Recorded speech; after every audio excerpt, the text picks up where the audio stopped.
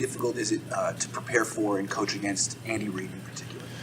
It's different because they're sound. That's one thing Andy has always been. He's always been, a master of the details, the finest details. I know Andy is covering those things, so that's what makes them stand out amongst other teams. Everything, every position, every step of the route, the angle with the footwork, or how they're running their routes with the precision of the running game, the targeting of everything is going to be done with details. That's one thing I always remember. Right, being with Coach Reid for 1 year, he was all about the details and the precision of every single rep. Did you ever sit in any offensive meetings? No, I never sat in an offensive meeting, but he would come over and he would coach defense too. Like as a head coach, he was very smart coach. He knows it all. So he even coached us as defensive players of how tight ends are trying to attack your leverage. What are they trying to do to get your pad level up? Like remembering one day just coming over, just coaching us up, myself and Michael Kendricks, just on right. This is what a tight end is trying to do to you. So this is how you defend it. So he's just very well thought out from that prospect as a head coach, for him to take the time to come over and coach defense, and he has the offense down pat, but he's just all around. He knows it all. Very respected, great coach in this league. What have you seen from your guys this week approaching this challenge and how they're kind of responding after the Falcons game? Our guys have responded really well. I think they've came out and have 2 really good days of practice. They've been dialed in and locked into the things that we're asking them to do. They've been doing a really fine job and had a really good practices now. So I'm liking where we are in our preparation.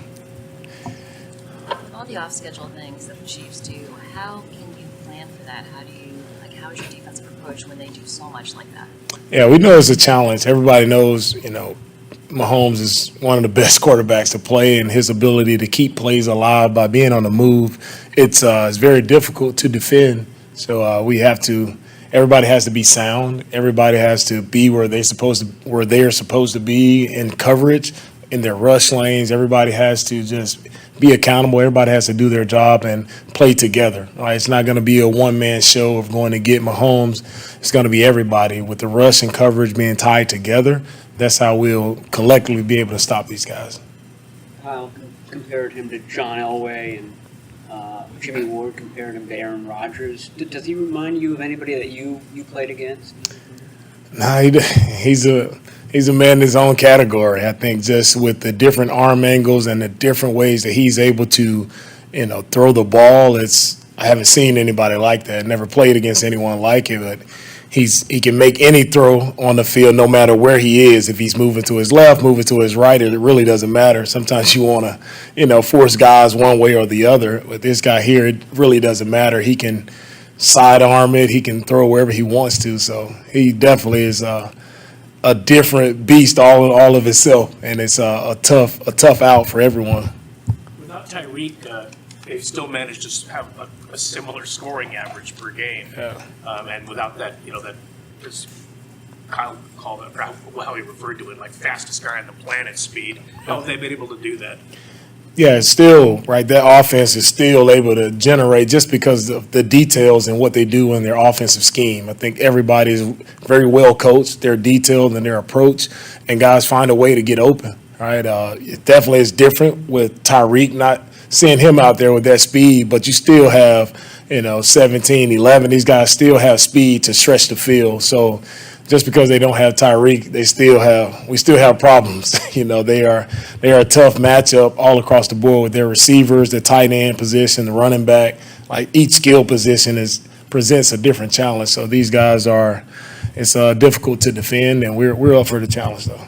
What do you guys have to do when you just defend them in the red zone? It seems like their red zone package is as varied as any team in the league. So how do you go about preparing your squad for that? Yeah, they have a lot of different looks. They mix it up very well in the red zone, a lot of different motion shifts, right? They get very creative in the red zone, and that's where you see them thrive, and they're able to score points just because of the creative things they're able to do to kind of confuse defenses and get guys wide open. So, everybody, we have to have eyes on Kelsey. I think he's one of the most targeted guys in the red zone, and he finds a way to come down with a lot of touchdowns. All right, really good connection there with Mahomes. So guys just have to be very dialed in and very locked in with their eyes, being exactly where they're supposed to be, making sure they're looking at the proper thing and not getting tripped up by all the window dressing that they see. Think of the Super Bowl loss to the Chiefs. Is there what specific memory or play might pop to mind to you?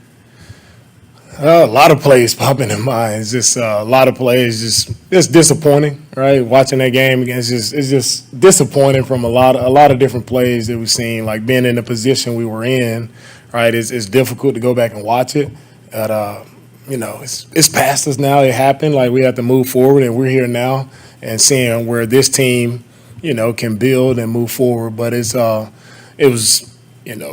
of one hand is cool to go back and watch it and see. How close we were in that moment. And it also, provides a burst like, man, like owning all of the little details of what your job and what you have to do and being on it, right, for 4 quarters, just go back and seeing like that's what it takes to win games, right? We have to be locked in for complete 4 quarters. And that's what it reminded me of going back and watching it.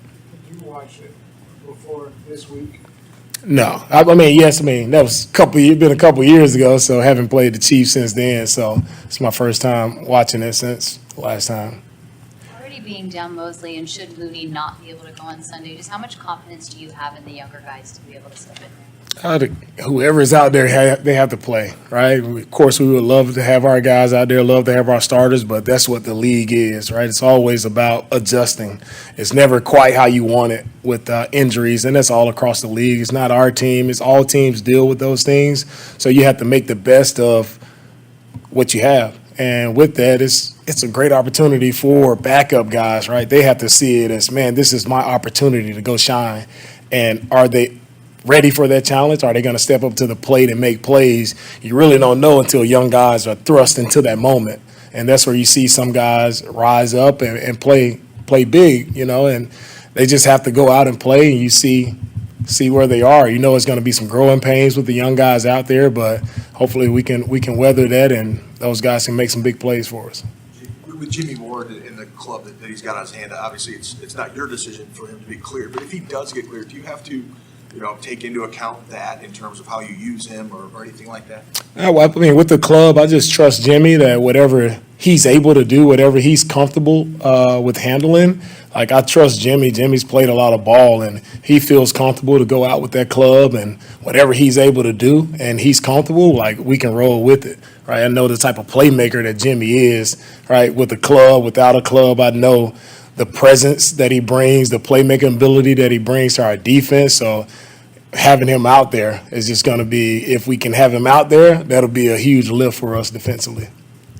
The 2012 49ers are going to be this weekend for the game. When you were an Eagle, you played the Niners, and that game you played 83 snaps. Whew. Do you remember that game at all, playing the Harbaugh Niners? I think that was my first time. I think that was the first. Was it the first year of the stadium being open? Yeah, I think Frank Gore was playing. So I remember a few plays from that game. A few tough tackles versus Frank Gore. One thing I remember from that game is the Niners just very tough team, tough physical team, hard-nosed team. That's one thing I do remember, from that game. And it's one thing that just the organization that it's always been about, just a toughness, and it's also about championships, right? And that's what this organization is about. And I'm just happy to be a part of this organization and the rich history that they have, right? And it's fun. You remind me just being able to play here in this stadium and now coach here. It's special how everything just comes back, full circle. That's good. All right. Thank you.